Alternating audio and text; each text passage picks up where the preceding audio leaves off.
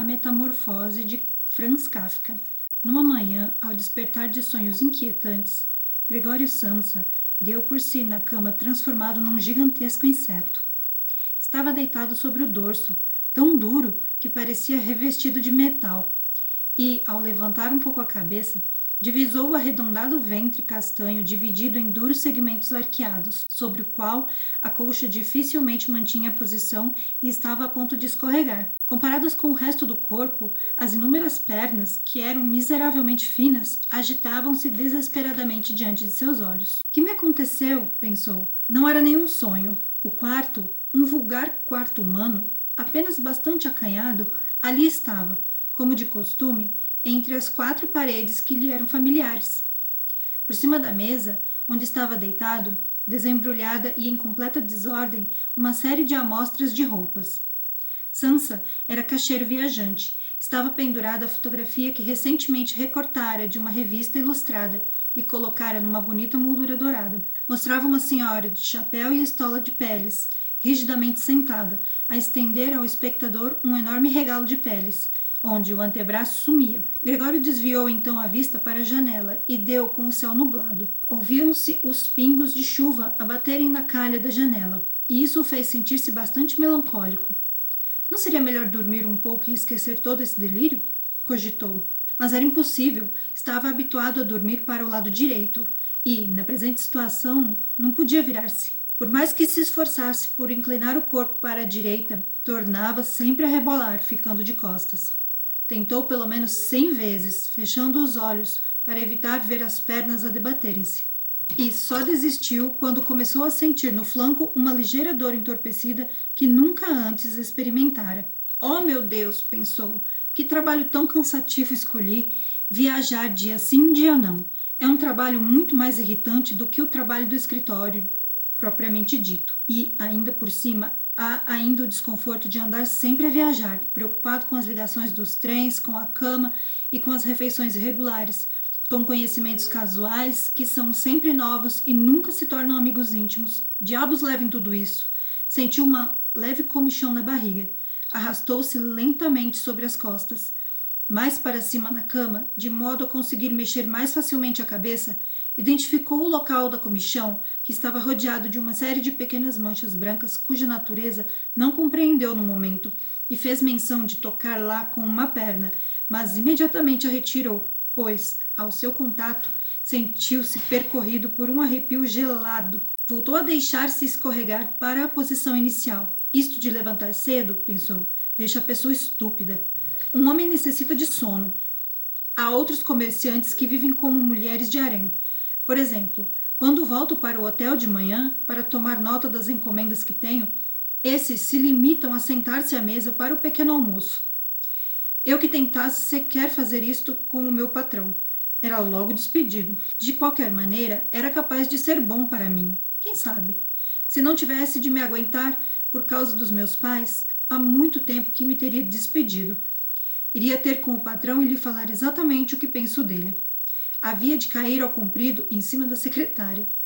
Também é um hábito esquisito, esse de se sentar a uma secretária em plano elevado e falar para baixo para os empregados. Tanto mais que eles têm de aproximar-se bastante, porque o patrão é ruim de ouvido.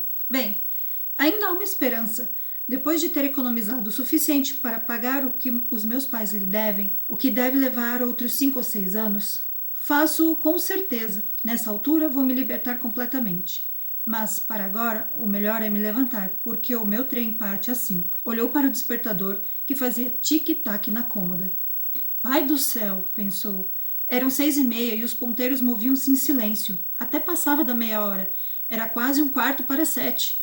O despertador não teria tocado. Da cama, via-se que estava corretamente regulado para as 4. Claro que devia ter tocado. Sim, mas seria possível dormir sossegadamente no meio daquele barulho que trespassava os ouvidos? Bem, ele não tinha dormido sossegadamente. No entanto, aparentemente, se assim era, ainda devia ter sentido mais o barulho. Mas que faria agora? O próximo trem saía às 7.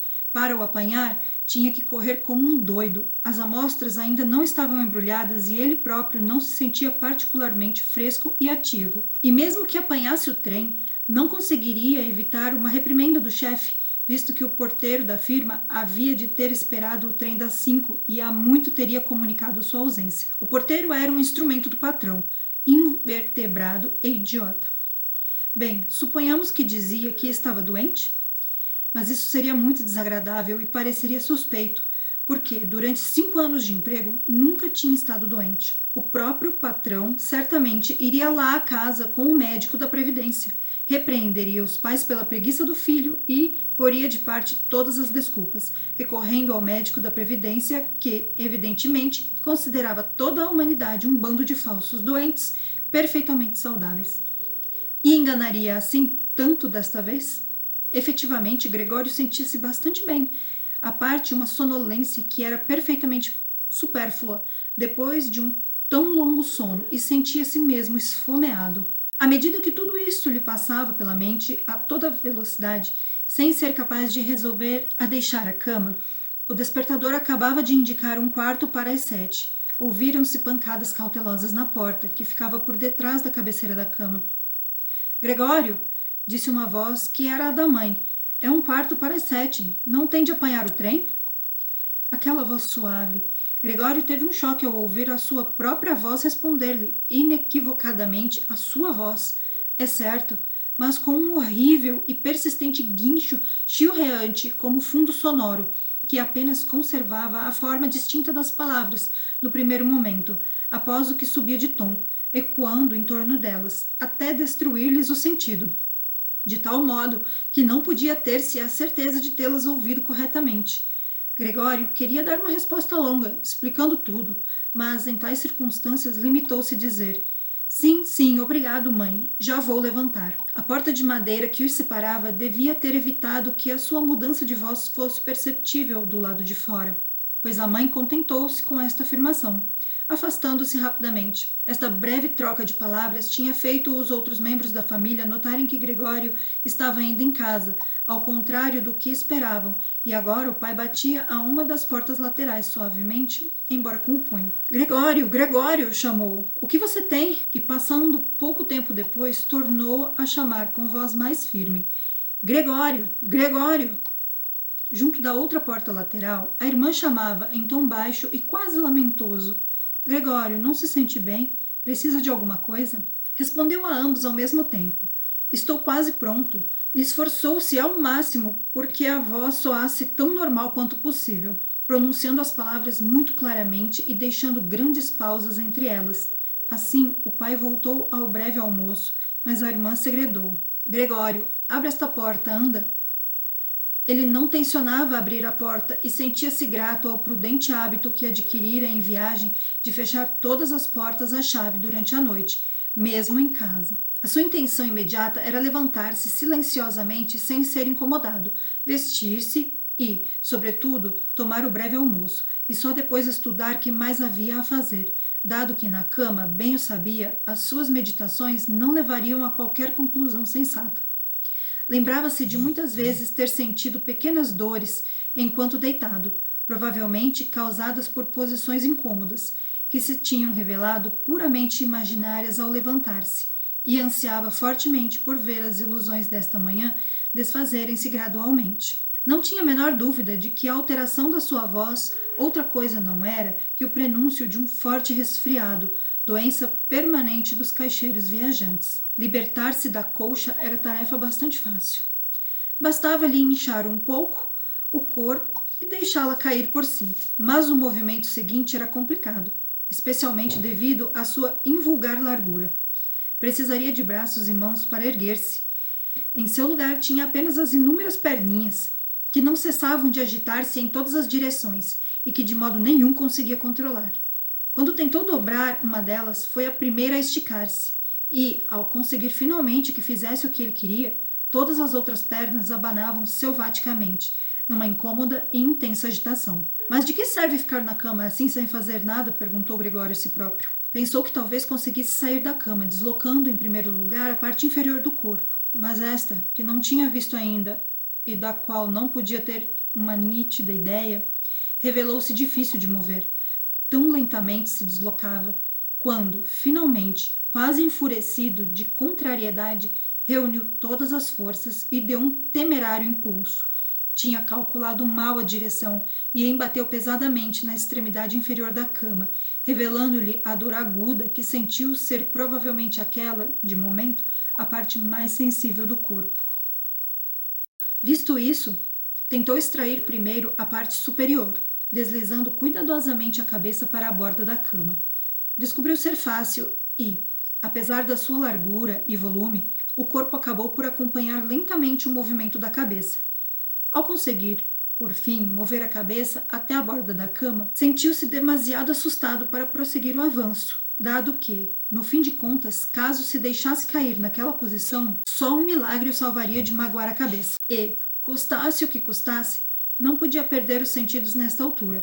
Precisamente nesta altura, era preferível ficar na cama. Quando, após repetir os mesmos esforços, ficou novamente deitado na posição primitiva, suspirando, e viu as pequenas pernas a entrechocarem-se mais violentamente que nunca, se possível, não divisando o processo de introduzir qualquer ordem naquela arbitrária confusão, repetiu a si próprio que era impossível ficar na cama e que o mais sensato era arriscar tudo pela menor esperança de libertar-se dela. Ao mesmo tempo, não se esquecia de ir recordando a si mesmo que era muito melhor a reflexão fria, o mais fria possível, do que qualquer resolução desesperada. Nessas alturas, tentava focar a vista tão distintamente quanto podia na janela, mas, infelizmente, a perspectiva da neblina matinal, que ocultava mesmo o outro lado da rua estreita, pouco alívio e coragem lhe trazia. 7 horas, disse, de si para si, quando o despertador voltou a bater. 7 horas, e um nevoeiro tão denso, por momentos, deixou-se ficar quieto, respirando suavemente, como se porventura esperasse que um repouso tão completo devolvesse todas as coisas à sua situação real e vulgar. A seguir, disse a si mesmo, antes de baterem às 7:15, tenho que estar fora desta cama.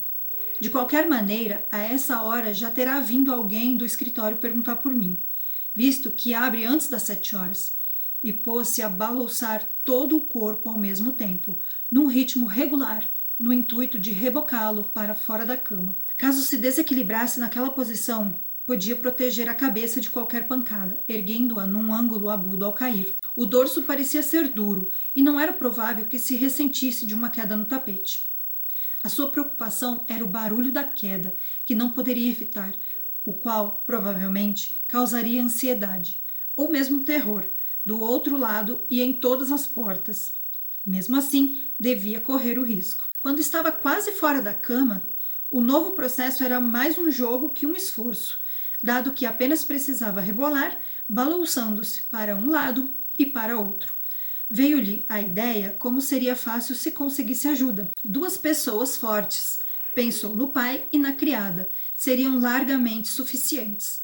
Não teriam mais que meter-lhe os braços por baixo do dorso convexo, levantá-lo para fora da cama, curvarem-se com o fardo e em seguida ter a paciência de o colocar direito no chão, onde era de esperar que as pernas encontrassem então a função própria. Bem, à parte o fato de todas as portas estarem fechadas à chave, deveria mesmo pedir auxílio? A despeito da sua infelicidade, não podia deixar de sorrir ante a simples ideia de tentar. Tinha chegado tão longe que mal podia manter o equilíbrio quando se balouçava com força, e em breve teria de encher-se de coragem para a decisão final, visto que daí a 5 minutos seriam 7:15, quando soou a campainha da porta. É alguém do escritório, disse, com seus botões, e ficou quase rígido, ao mesmo tempo que as pequenas pernas se limitavam a agitar-se ainda mais depressa. Por instantes, tudo ficou silencioso. Não vão abrir a porta, disse Gregório de si para si, agarrando-se a qualquer esperança irracional. A seguir, a criada foi à porta, como de costume, com o seu andar pesado, e abriu-a. Gregório apenas precisou ouvir o primeiro bom dia do visitante para imediatamente saber quem era. O chefe de escritório em pessoa. Que sina! Estar condenado a trabalhar numa firma em que a menor omissão dava imediatamente asa à maior das suspeitas. Seria que todos os empregados em bloco não passavam de malandros, que não havia entre eles um único homem devotado e leal que, tendo uma manhã perdido 1 hora de trabalho na firma ou coisa parecida, fosse tão atormentado pela consciência que perdesse a cabeça e ficasse realmente incapaz de levantar-se da cama? Não teria bastado mandar um aprendiz perguntar se era realmente necessária qualquer pergunta? Teria que vir o próprio chefe de escritório, dando assim a conhecer a toda a família, uma família inocente, que esta circunstância suspeita não podia ser investigada por ninguém menos versado nos negócios do que ele próprio? E mais, pela agitação provocada por tais reflexões do que por qualquer desejo, Gregório rebolou com toda a força para fora da cama. Houve um baque sonoro, mas não propriamente um estrondo. A queda foi, até certo ponto, amortecida pelo tapete. Também o dorso era menos duro do que ele pensava, de modo que foi apenas um baque surdo, nem por isso muito alarmante. Simplesmente não tinha erguido a cabeça com cuidado suficiente e batera com ela. Virou-a e esfregou-a no tapete, de dor e irritação. Alguma coisa caiu ali dentro, disse o chefe de escritório na sala contígua, do lado esquerdo.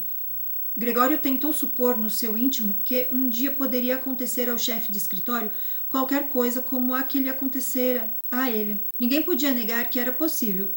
Como em brusca resposta a esta suposição, o chefe de escritório deu alguns passos firmes na sala ao lado, fazendo ranger as botas de couro envernizado. Do quarto da direita, a irmã segredava para informá-lo da situação. Gregório, está aqui o chefe de escritório.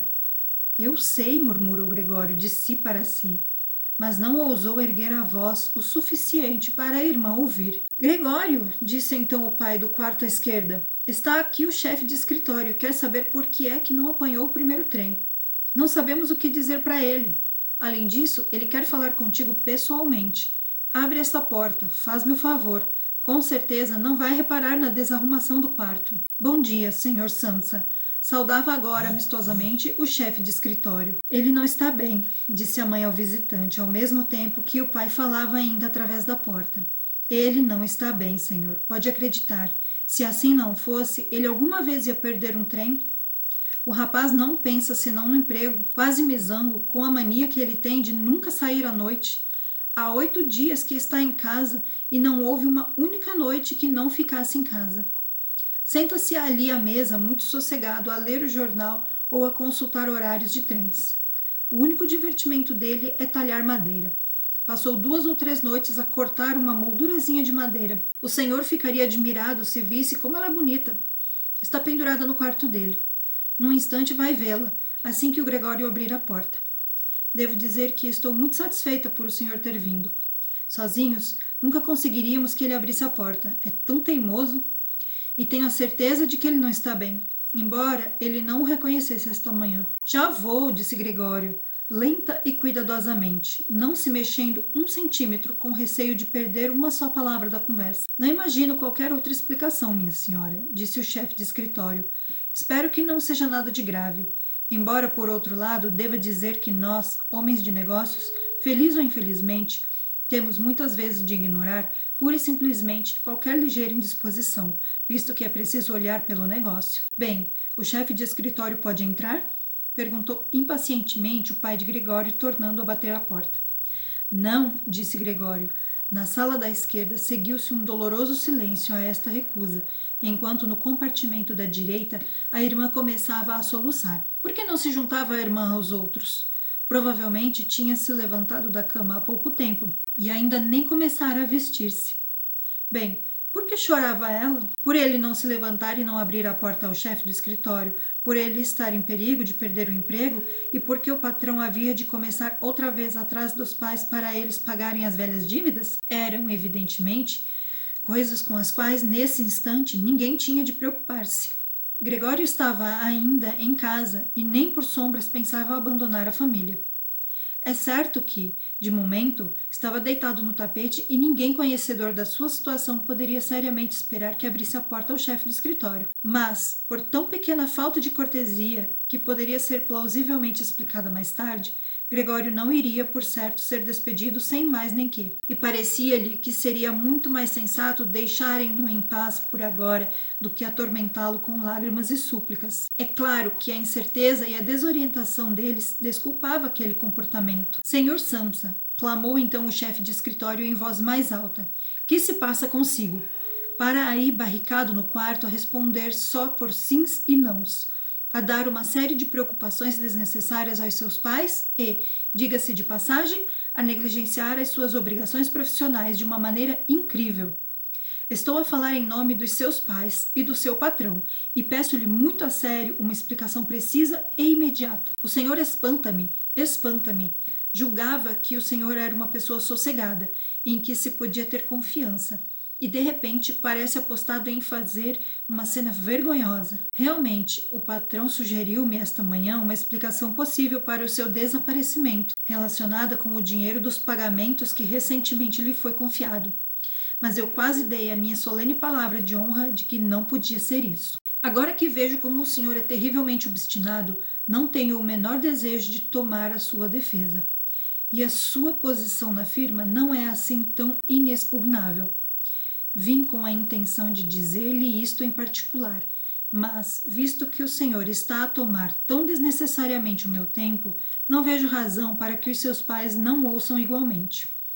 Desde há algum tempo que o seu trabalho deixa muito a desejar. Esta época do ano não é ideal para uma subida do negócio. Claro, admitamos isso, mas uma época do ano para não fazer negócio absolutamente nenhum, essa não existe, senhor Samsa, não pode existir. Mas, senhor, gritou Gregório fora de si, e, na sua agitação, esquecendo todo o resto, vou abrir a porta agora mesmo. Tive uma ligeira indisposição. Um ataque de tonturas que não me permitiu levantar-me. Ainda estou na cama, mas me sinto bem outra vez. Estou a levantar-me agora. Dê-me só mais 1 minuto ou 2. Não estou realmente tão bem como pensava, mas estou bem. Palavra, como uma coisa destas pode repentinamente deitar uma pessoa abaixo. Ainda ontem à noite estava perfeitamente. Os meus pais que o digam. Ou, antes de fato, tive um leve pressentimento. Deve ter mostrado indícios disso. Por que não o comuniquei eu ao escritório? Mas uma pessoa pensa sempre que uma indisposição há de passar sem ficar em casa. Olha, senhor, poupe os meus pais. Tudo aquilo porque me repreende não tem qualquer fundamento. Nunca ninguém me disse uma palavra sobre isso. Talvez o senhor não tenha visto as últimas encomendas que mandei. De qualquer maneira, ainda posso apanhar o trem das 8. Estou muito melhor depois deste descanso de algumas horas. Não se prenda por mim, senhor. Daqui a pouco vou para o escritório e hei de estar suficientemente bom para dizer ao patrão e apresentar-lhe desculpas. Ao mesmo tempo que tudo isto lhe saía tão desordenadamente de jato que Gregório mal sabia o que estava a dizer. Havia chegado facilmente à cômoda, talvez devido à prática que tinha tido na cama, e tentava agora erguer-se em pé, socorrendo-se dela. Tencionava efetivamente abrir a porta, mostrar-se realmente e falar com o chefe de escritório. Estava ansioso por saber, depois de todas as insistências, o que diriam os outros ao vê-lo à sua frente. Se ficassem horrorizados, a responsabilidade já não era dele e podia ficar quieto. Mas, se o aceitassem calmamente, também não teria razão para preocupar-se e podia realmente chegar à estação a tempo de apanhar o trem das 8, se andasse depressa. A princípio, escorregou algumas vezes pela superfície envernizada da cômoda, mas, aos poucos, com uma última elevação, pôs-se de pé. Embora o atormentassem, deixou de ligar importância às dores na parte inferior do corpo. Depois, deixou-se cair contra as costas de uma cadeira próxima e agarrou-se às suas bordas com as pequenas pernas. Isto devolveu-lhe o controle sobre si mesmo e parou de falar, porque agora podia prestar atenção ao que o chefe de escritório estava a dizer. Perceberam uma única palavra? Perguntava o chefe de escritório. Com certeza não está a tentar fazer de nós parvos? Oh, meu Deus! Exclamou a mãe, lavada em lágrimas. Talvez ele esteja terrivelmente doente e estejamos a atormentá-lo. Grete, Grete! Chamou a seguir. Sim, mãe, respondeu a irmã do outro lado. Chamavam uma pela outra através do quarto de Gregório. Tens de ir imediatamente chamar o médico. O Gregório está doente. Vai chamar o médico, depressa. Ouviste como ele estava a falar? Aquilo não era voz humana, disse o chefe de escritório, numa voz perceptivelmente baixa ao lado da estridência da mãe. Ana, Ana! Chamava o pai, através da parede para a cozinha, batendo as palmas. Chama imediatamente um serralheiro. E as meninas corriam pelo corredor, com um silvo de saias. Como podia a irmã ter se vestido tão depressa? E abriam a porta da rua de par em par. Não se ouviu o som da porta a ser fechada a seguir. Tinham-na deixado, evidentemente, aberta, como se faz em casas onde aconteceu uma grande desgraça. Mas Gregório estava agora muito mais calmo. As palavras que pronunciava já não eram inteligíveis, aparentemente, embora a ele lhe parecessem distintas, mais distintas mesmo que antes, talvez porque o ouvido se tivesse acostumado ao som delas. Fosse como fosse, as pessoas julgavam agora que ele estava mal e estavam prontas a ajudá-lo. A positiva certeza com que estas primeiras medidas tinham sido tomadas confortou-o. Sentia-se uma vez mais impelido para o círculo humano e confiava em grandes e notáveis resultados, quer do médico, quer do serralheiro, sem, na verdade, conseguir fazer uma distinção clara entre eles. No intuito de tornar a voz tão clara quanto possível para a conversa que estava agora iminente, tossiu um pouco, o mais silenciosamente que pôde. Claro, uma vez que também o ruído podia não soar como o da tosse humana, tanto quanto podia imaginar. Entre mentes, na sala contígua, havia completo silêncio. Talvez os pais estivessem sentados à mesa com o chefe de escritório, a segredar, ou talvez se encontrassem todos encostados à porta, à escuta. Lentamente, Gregório empurrou a cadeira em direção à porta, após o que a largou. Agarrou-se à porta para se amparar. As plantas das extremidades das pequenas pernas eram levemente pegajosas e descansou, apoiado contra ela, por um momento, depois destes esforços. A seguir, empenhou-se em rodar a chave na fechadura, utilizando a boca. Infelizmente, parecia que não possuía quaisquer dentes, com que havia de segurar a chave. Mas, por outro lado, as mandíbulas eram indubitavelmente fortes. Com a sua ajuda, conseguiu pôr a chave em movimento, sem prestar atenção ao fato de estar certamente a danificá-las em qualquer zona, visto que lhe saía da boca um fluido castanho, que escorria pela chave e pingava para o chão. Ouçam só, disse o chefe de escritório na sala contígua. Está dando volta na chave. Isto foi um grande encorajamento para Gregório, mas todos deviam tê-lo animado com gritos de encorajamento, o pai e a mãe também. Não, Gregório, deviam todos ter gritado. Continua, agarra-te bem a esta chave. E, na crença de que estavam todos a seguir atentamente os seus esforços, cerrou imprudentemente as mandíbulas na chave com todas as forças de que dispunha. À medida que a rotação da chave progredia, ele torneava a fechadura, segurando-se agora só com a boca, empurrando a chave ou puxando-a para baixo com todo o peso do corpo, consoante era necessário. O estalido mais sonoro da fechadura, finalmente a ceder, apressou literalmente Gregório. Com um fundo suspiro de alívio, disse, de si para si, afinal, não precisei do serralheiro, e encostou a cabeça ao puxador para abrir completamente a porta. Como tinha de puxar a porta para si, manteve-se oculto, mesmo quando a porta ficou escancarada. Teve de deslizar lentamente para contornar a porta mais próxima da porta dupla, manobra que lhe exigiu grande cuidado, não fosse cair em cheio de costas, mesmo ali no limiar. Estava ainda empenhado nesta operação, sem ter tempo para observar qualquer outra coisa, quando ouviu o chefe de escritório soltar um agudo "oh", que mais parecia um rugido do vento.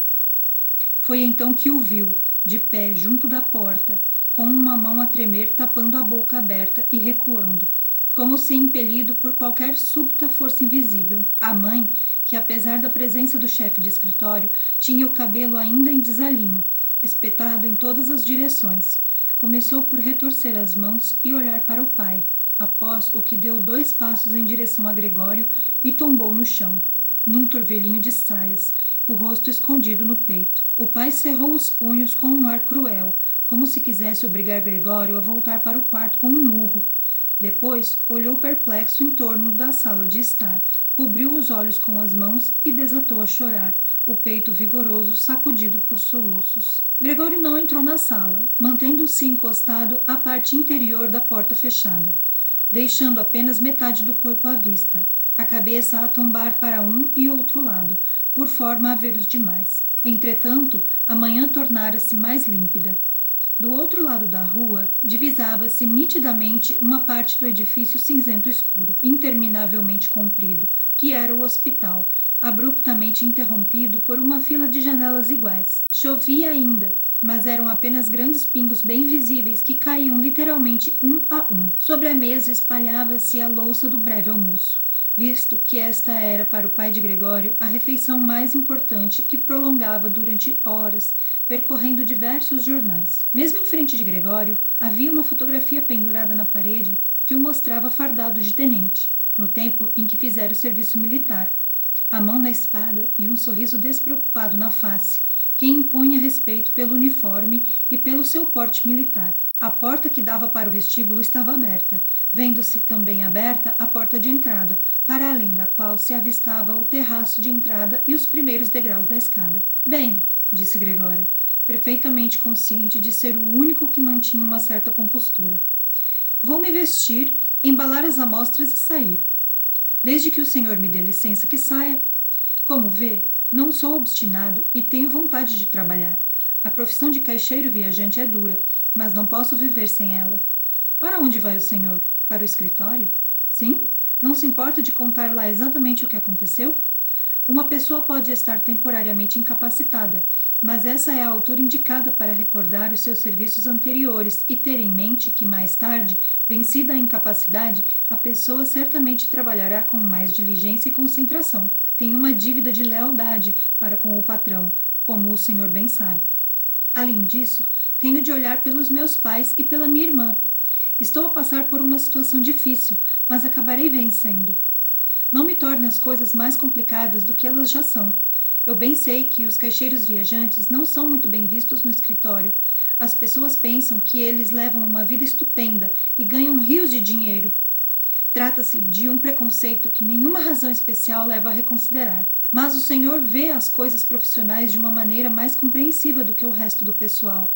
Isso vê, aqui para nós, deixe que lhe diga, mais compreensiva do que o próprio patrão, que, sendo o proprietário, facilmente se deixa influenciar contra qualquer dos empregados. E o senhor bem sabe que o caixeiro viajante, que durante todo o ano raramente está no escritório, é muitas vezes vítima de injustiças, do azar e de queixas injustificadas, das quais normalmente nada sabe, a não ser quando regressa, exausto das suas deslocações, e só nessa altura sofre pessoalmente as suas funestas consequências. Para elas, não consegue descobrir as causas originais. Peço-lhe, por favor, que não se vá embora sem uma palavra sequer que mostre que me dá razão, pelo menos em parte. Logo às primeiras palavras de Gregório, o chefe de escritório recuara e limitava-se a fitá-lo embasbacado, retorcendo os lábios por cima do ombro crispado. Enquanto Gregório falava, não estivera um momento quieto, procurando, sem tirar os olhos de Gregório, esgueirar-se para a porta, centímetro a centímetro, como se obedecesse a qualquer ordem secreta para abandonar a sala. Estava junto ao vestíbulo, e a maneira súbita como deu um último passo para sair da sala de estar levaria a crer que tinha posto o pé em cima de uma brasa. Chegado ao vestíbulo, estendeu o braço direito para as escadas, como se qualquer poder sobrenatural ali o aguardasse para libertá-lo. Gregório percebeu-se de que, se quisesse que sua posição na firma não corresse sérios riscos, não podia de modo algum permitir que o chefe de escritório saísse naquele estado de espírito. Os pais não ligavam tão bem deste acontecimento. Tinham-se convencido, ao longo dos anos, de que Gregório estava instalado na firma para toda a vida e, além disso, estavam tão consternados com as suas preocupações imediatas que nem lhes corria pensar no futuro. Gregório, porém, pensava. Era preciso deter, acalmar, persuadir e, por fim, conquistar o chefe de escritório. Quer o seu futuro, quer o da família, dependiam disso. Se, ao menos, a irmã estivesse ali. Era inteligente, começara a chorar quando Gregório estava ainda deitado de costas na cama. E, por certo, o chefe de escritório, parcial como era em relação às mulheres, acabaria se deixando levar por ela. Ela teria fechado a porta de entrada e, no vestíbulo, dissiparia o horror. Mas ela não estava, e Gregório teria de enfrentar sozinho a situação. E, sem refletir que não sabia ainda de que capacidade de movimentos dispunha, sem se lembrar sequer de que havia todas as possibilidades e até todas as probabilidades de as suas palavras serem mais uma vez ininteligíveis, afastou-se do umbral da porta, deslizou pela abertura e começou a encaminhar-se para o chefe de escritório, que estava agarrado com ambas as mãos ao corrimão da escada para o terraço. Subitamente, ao procurar apoio, Gregório tombou, com um grito débil, por sobre as inúmeras pernas. Mas, chegado a essa posição, experimentou pela primeira vez, nessa manhã, uma sensação de conforto físico.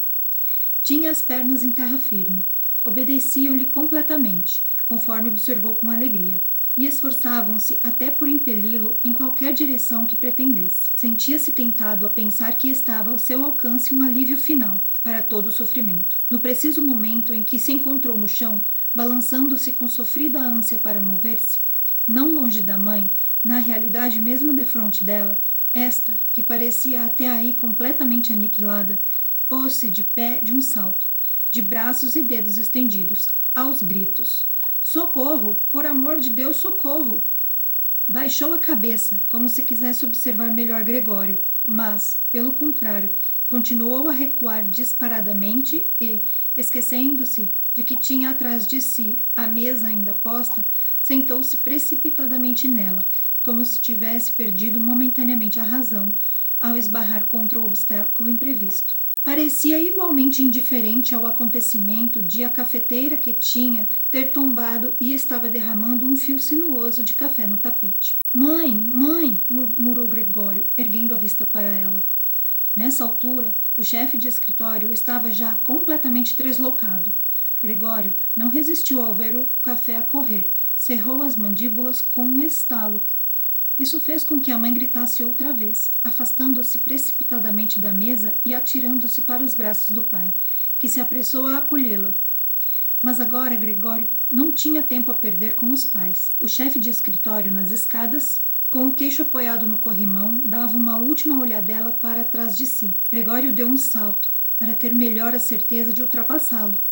O chefe de escritório devia ter-lhe adivinhado as intenções, pois, de um salto, venceu vários degraus e desapareceu, sempre aos gritos, que ressoavam pelas escadas. Infelizmente, a fuga do chefe de escritório pareceu pôr o pai de Gregório completamente fora de si, embora até então se tivesse mantido relativamente calmo.